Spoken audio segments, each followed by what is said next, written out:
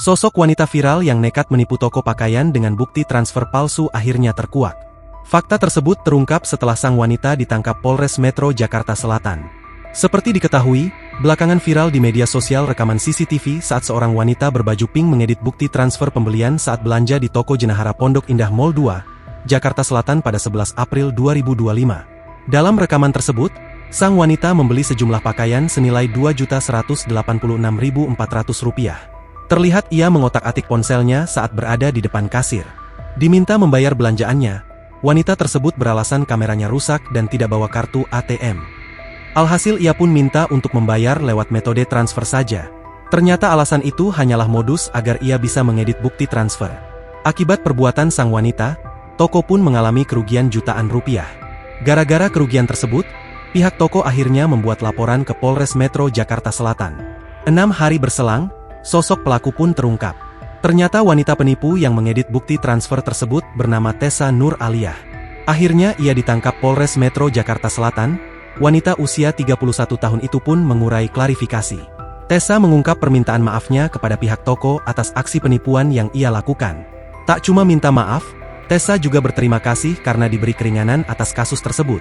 Tidak ditahan, Tessa hanya perlu mengganti rugi uang pembelian baju di toko tersebut. Videonya klarifikasinya soal edit bukti transfer pun viral. Jejak digital Tessa dikulik publik. Terlebih setelah kasusnya viral, banyak netizen lain yang mengaku turut dirugikan karena perbuatan Tessa. Seperti terlihat dalam akun sebuah butik bernama Butik Megumi.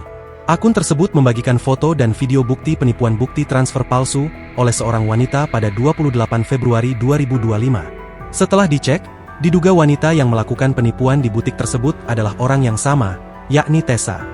Hal itu diungkap netizen setelah mengecek foto rekaman CCTV yang dibagikan Butik Megumi. Dalam unggahannya, akun butik tersebut bercerita bahwa sempat ada pembeli mengaku bernama Nabila Putri dan membeli pakaian sejumlah Rp690.000. Saat jual beli berlangsung, wanita tersebut mengaku kameranya rusak dan tidak bawa kartu debit. Alhasil ia pun meminta untuk membayar lewat transfer.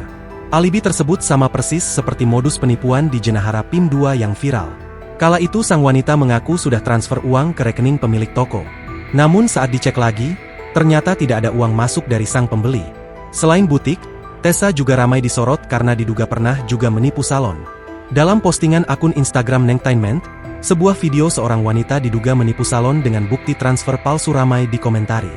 Kabarnya akibat perbuatan sang penipu, salon tersebut rugi 1,4 juta rupiah. Perihal dua kasus dugaan penipuan lain yang diadukan butik dan salon, pihak kepolisian belum bersuara. Pun dengan pihak Tessa yang kini mengaktifkan mode privasi di akun media sosialnya.